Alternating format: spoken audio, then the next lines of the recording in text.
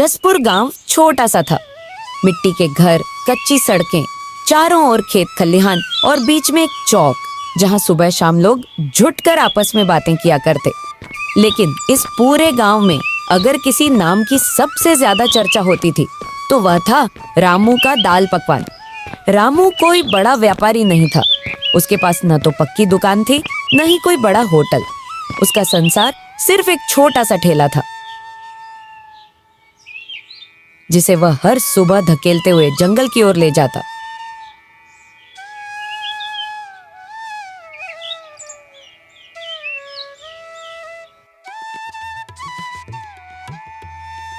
उसी ठेले पर वह गर्मा गर्म दाल पकवान की थाली सजाता। देखने में भले ही साधारण लगे, पर उस थाली का स्वाद गांव और जंगल के मजदूरों के लिए किसी अमृत से कम नहीं था। गांव के लोग भी यही कहते। रामू के पकवान में कुछ ऐसा जादू है कि खाते ही दिल खुश हो जाता है।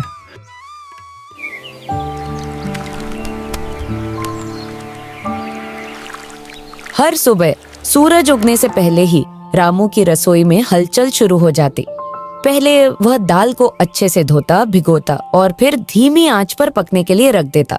उस पर ऊपर से घी की हल्की सी धार डालता, फिर प्याज, टमाटर और मसालों का तड़का लगाता। पूरा घर खुशबू से भर उठता। उसकी बूढ़ी माँ कई बार मजाक में कहती, रामू, तेरे हाथों का स्वाद तो ऐसा है कि भगवान भी खाकर वाह वाह कर दे। रामू हंसकर जवाब देता, अम्मा, मैं तो बस मेहनत करता हूँ। असली स्वाद तो इन मसालों और तुम्हारी दुआओं का है। पकवान बनाने का काम भी आसान नहीं था। आटे को गूंदना, उसे गोल बेलना और फिर गरम तेल में सेंकना। पकवान फूलते ही जैसे थाली में मुस्कुराने लगते। दाल और पकवान का ये मेल ही रामू की पहचान बन गया था। सुबह के लगभग 9 बजे वह अपना ठेला धकेलते हुए जंगल की ओर निकल पड़ता।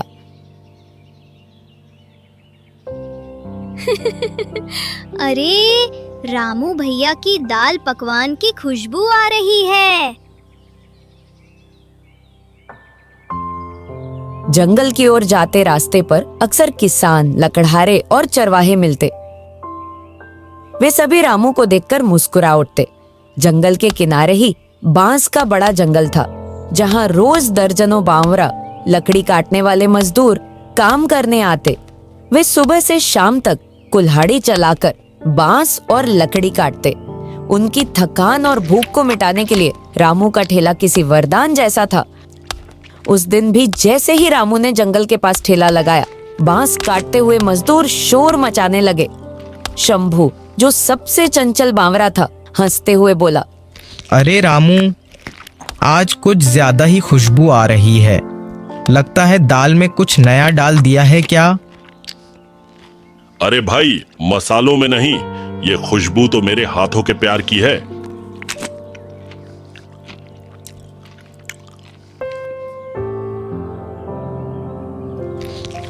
रामू ने थालियों में दाल और पकवान सजाकर रख दी।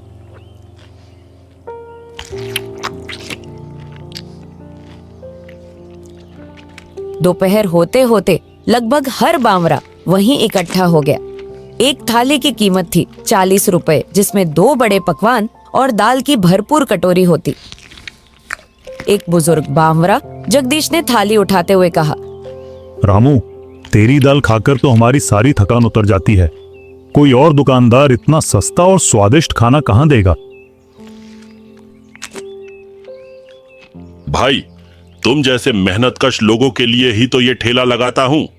शहर के होटलों में मेरा दाल पकवान नहीं बिकेगा। असली स्वाद तो तुम्हारी मेहनत की खुशबू के साथ ही आता है। बावरा हंस पड़े और मन लगाकर खाना खाने लगे। उनकी खुशी देखकर रामू का दिल भर आया। रामू अमीर नहीं था, उसका ठेला ही उसकी दुनिया थी, लेकिन उसके भीतर एक सच्चा भाव था, ईमानदारी और लोगों को अच्छा खाना खिलाने का जुनून। कई बार गांव के लोग उसे समझाते, रामू, शहर जाकर दुकान खोल ले, वहां ज्यादा पैसे मिलेंगे। नहीं काका, मुझे तो अपने लोगों को खिलाना है। बावरा किसान मजदूर यही मेरे असली ग्राहक हैं। शहर में तो पैसा होगा पर मजा कहाँ होगा। यह सोचकर वह और भी मेहनत करता, लेकिन जिंदगी हमेशा आसान नहीं होती।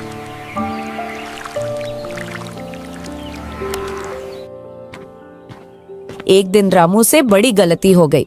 सुबह वह दाल लेने बाजार गया, पर वहां भीड़ इतनी थी कि दाल देर से मिली। मसालों का सामान भी अधूरा रह गया।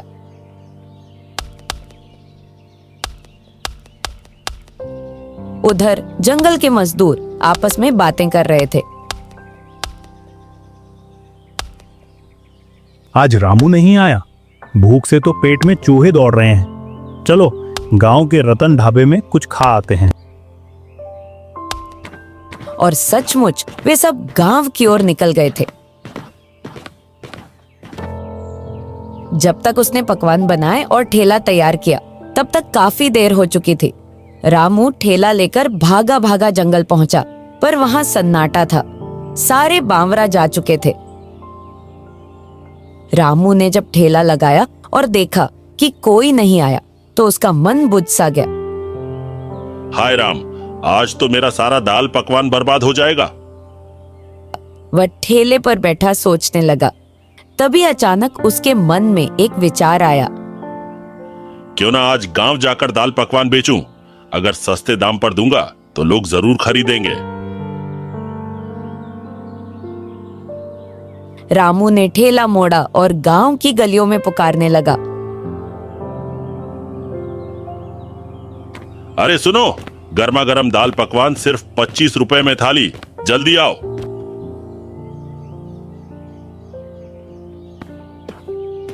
गांव वाले चौंक कर बाहर आए।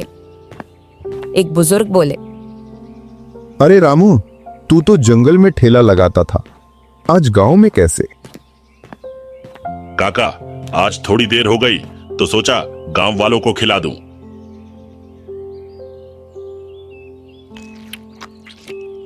कुछ ही देर में उसके ठेले पर भीड़ लग गई। लोग खुश होकर खाने लगे। वाह रामू, तेरे पकवान तो कमाल के हैं और इतने सस्ते में। रामू ने राहत की सांस ली। उसका पूरा ठेला बिक गया।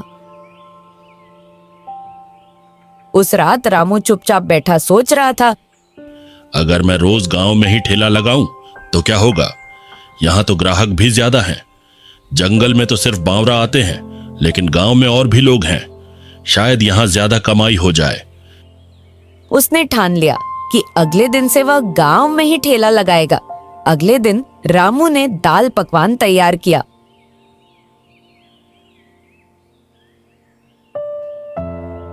और सीधे गांव की चौक पर ठेला खड़ा कर दिया। सुबह सुबह कुछ लोग आए और खुशी खुशी खा गए। पर धीरे धीरे ग्राहक आना बंद हो गए। रामू हैरान रह गया। भाई, क्या मेरे पकवान में स्वाद नहीं रहा? स्वाद तो है, पर गांव में एक नया ठेला खुला है। वहां दाल पकवान के साथ बूंदी का रायता फ्री मिलता है। लोग उसी के पास जा रहे हैं। रामू सुनकर निराश हो गया। उसने सोचा, अब मैं क्या करूं?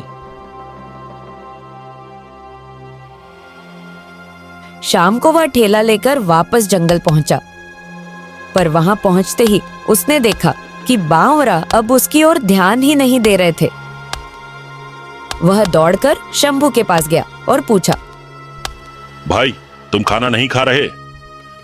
शंभू ने कहा, रामू, जब तू 2 दिन नहीं आया तो यहाँ के ही एक बावरा ने ठेला लगा लिया। वह उस बरगद के पेड़ के नीचे दाल पकवान और खीरा टमाटर का सलाद बेचता है सिर्फ 25 रुपए में। अब हम उसी के पास खाते हैं। रामू का दिल टूट गया।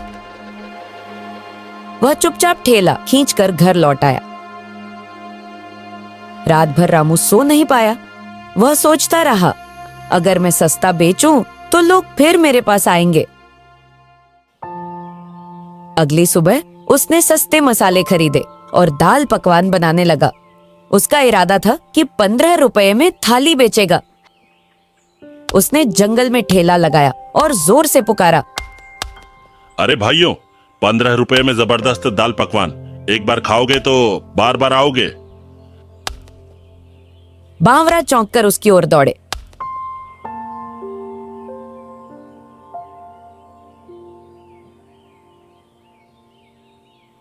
रामू ने मुस्कुराते हुए थाली परोसी। बावरा ने चखा और खुशी से झूम उठे। वाह रामू, तू कल भी इसी दाम पर लगाना, हम सब तेरे पक्के ग्राहक हो गए हैं।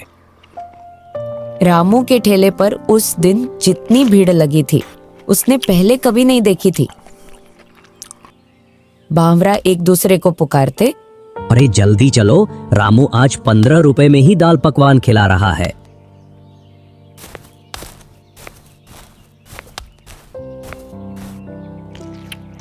सब लोग तृप्त होकर लौटे। रामू का दिल गर्व से भर उठा। कुछ ही देर में सारा दाल पकवान बिक गया। रामू के चेहरे पर मुस्कान थी। रात को उसकी माँ ने कहा, बेटा सस्ता मत बेचा कर, तेरे खर्चे कैसे पूरे होंगे। रामू ने हल्के स्वर में जवाब दिया, अम्मा, ग्राहक बढ़ेंगे तो नुकसान नहीं होगा, देखना मेरा नाम दूर दूर तक फैल जाएगा। माँ ने सिर हिलाया लेकिन कुछ बोली नहीं। अगले दिन सुबह सुबह शोर मच गया। गांव से कुछ बावरा भागते हुए आए। रामू, तेरे पकवान खाकर हम सब बीमार हो गए, किसी को दस्त, किसी को उल्टियां, कई साथी तो अस्पताल तक ले जाने पड़े हैं। रामू अवाक रह गया।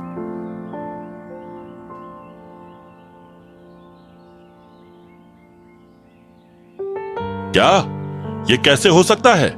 मैंने तो अच्छे मसाले डाले थे। झूठ मत बोल रामू, हमने सिर्फ तेरे ठेले से ही खाया था और किसी ने तो कुछ खाया ही नहीं। बीमार हम सब तुम्हारे ही खाने से हुए हैं। वह समझ गया कि सस्ते मसाले और सस्ती दाल का असर से ही यह हुआ है। भाइयों, मैं मानता हूं कि मुझसे गलती हो गई। मैंने सोचा सस्ता बेचने के लिए सस्ते मसाले लाऊं। मेरा इरादा तुम्हें नुकसान पहुंचाने का नहीं था। मैं तो बस चाहता था कि तुम सब खुश रहो और मेरा ठेला फिर से चले, लेकिन मेरी सोच गलत साबित हुई। मुझे माफ कर दो। बावरा और भी गुस्से में आ गए। रामू हाथ जोड़कर खड़ा था, उसके आंसू रुक नहीं रहे थे। इसी बीच गांव के मुखिया गोविंद काका वहां पहुंच गए। भाइयों सुनो, गुस्से में कोई फैसला मत करो। रामू ने अपनी गलती मान ली है। गलती स्वीकारना सबसे बड़ा साहस होता है। हमें उसे सुधारने का मौका देना चाहिए। उन्होंने भीड़ को शांत करने की कोशिश की, पर भीड़ गुस्से में थी। माफी से क्या होगा? तूने हमारी सेहत बिगाड़ दी। अगर किसी की जान चली जाती तो हम तुझे ऐसे कैसे छोड़ दें?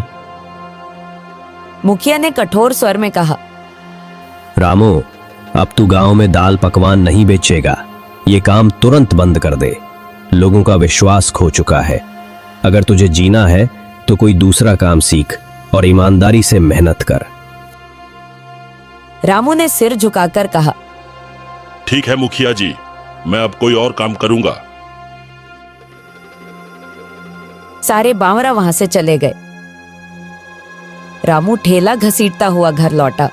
उसकी आंखों में आंसू थे और मन में खालीपन। अब मैं क्या करूं? पकवान बनाना ही मेरा काम था। अब मेरी पहचान ही छिन गई। रात भर वह करवटें बदलता रहा। मां ने ढांढस बंधाया, बेटा जिंदगी मेहनत से ही चलती है। तू चाहे जो काम कर, पर ईमानदारी मत छोड़ना।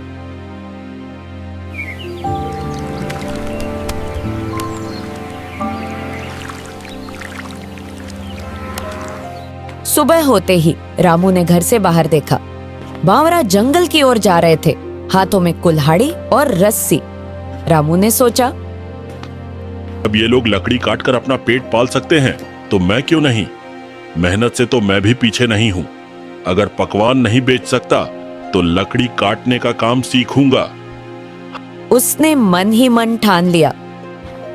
अगले दिन रामू ने पुराने कपड़े पहने और कुल्हाड़ी उधार लेकर जंगल गया।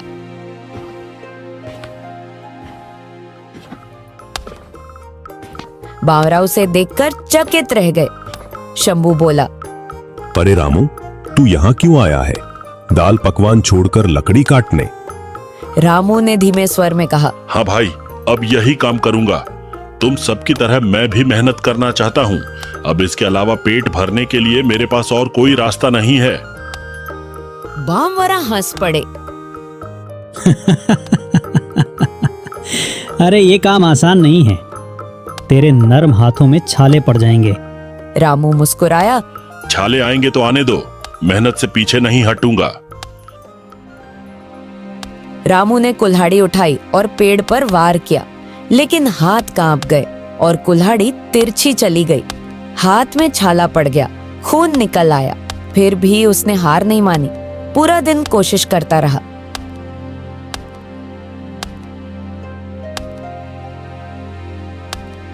शाम तक उसका बदन टूट गया, लेकिन लकड़ी का छोटा सा गट्ठर बना पाया। बावरा उसे देखकर बोले, रामू, तू सचमुच जिद्दी है। अगर ऐसे ही डटा रहा तो कुछ दिन में सीख जाएगा। भाई, पकवान बनाना भी आसान नहीं था। धीरे धीरे उसमें भी महारत हासिल की थी। अब इसमें भी कर लूंगा।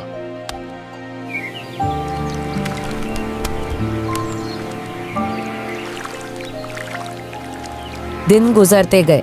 रामू रोज सुबह कुल्हाड़ी लेकर जंगल जाता, लकड़ी काटता और गट्ठर बांधकर बाजार तक पहुंचाता।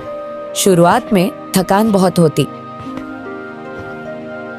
लेकिन धीरे धीरे उसके शरीर में ताकत आने लगी।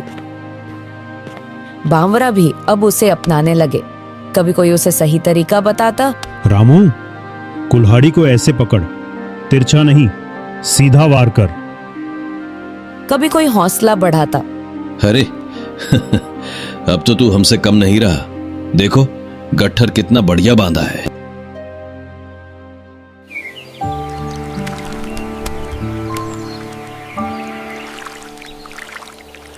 कुछ महीनों बाद गांव के लोग रामू को नए रूप में देखने लगे।